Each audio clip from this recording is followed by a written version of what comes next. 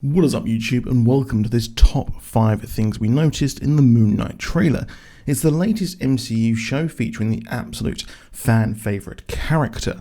The comic follows Mark Spector, a mercenary who stumbled across the Temple of Khonshu. It was found and led him into conflict with Raoul Bushman.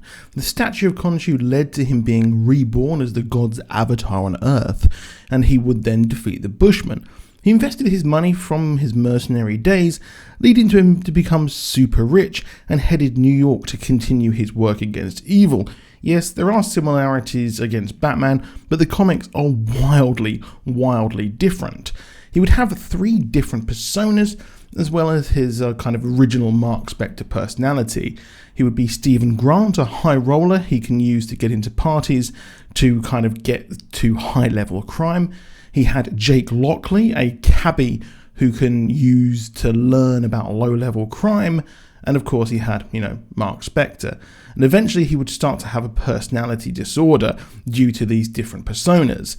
He's helped by his friend Frenchie, and he would come into conflict with Jack Russell, the werewolf, in his first appearance. With it being revealed, he was hired by the committee to take him, and when Mark learned the werewolf was to be used as a weapon, he let him go.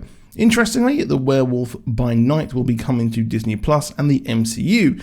He would later have another persona, Mr. Knight, in Warren Ellis's superb Marvel Now run, which seems to be a basis for this in the fact that we see some really great shots, and the artwork in that was superb. He would also be involved with Khonshu's plans against Mephisto and by proxy the Avengers in one of the most recent runs.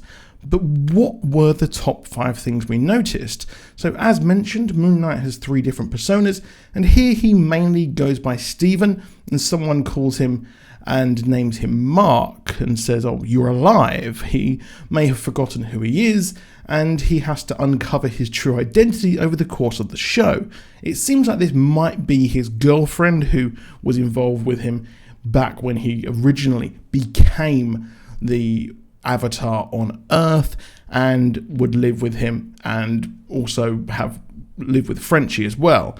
Now, he has a dissociation identity disorder, like I said, so I expect he will wake up after doing certain missions as Moon Knight, and we even saw him holding the gun, so he's kind of like gonna be doing what he does as Moon Knight, and then he will wake up and be like, "Oh, where the hell am I?" In the bathroom scene, we see someone getting beaten up. Now, some people have said this could be an Egyptian god, but like I mentioned, Moon Knight's first appearance featured a fight with the Werewolf by Night, who's also getting a show.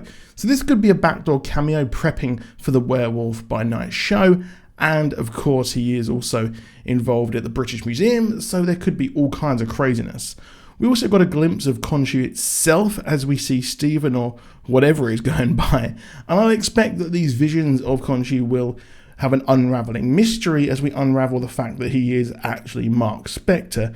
It does fit with the modern kind of comic book adaptation, who have to kind of earn their suit or earn their persona, as it is here. Now, further on the topic of the multiple personalities, you can see they are stuck in his head as he walks past a mirror, and you can see that his reflections look confused. Interestingly, the show takes place in the British Museum, and curiously, Eternals also had scenes around the Natural History Museum. The British Museum has some stunning Egyptian exhibits, and Moon Knight here has a British accent, but it is American. Stephen was a high roller bloke, but has been changed to a museum worker, which is pretty neat. It seems like he becomes Mark Spector when that persona takes over the body, and he has been sent to Britain for a mission by one of his personas.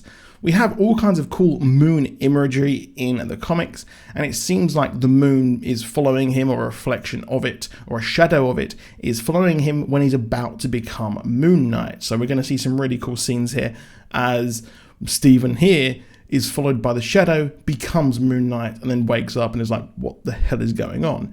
Interestingly, Eternals post-credit scene features Dane receiving the Emily Blade in a museum, I presume the Natural History Museum, and Blade is there too, and it would be interesting if we start to see these form a team, which I would really like.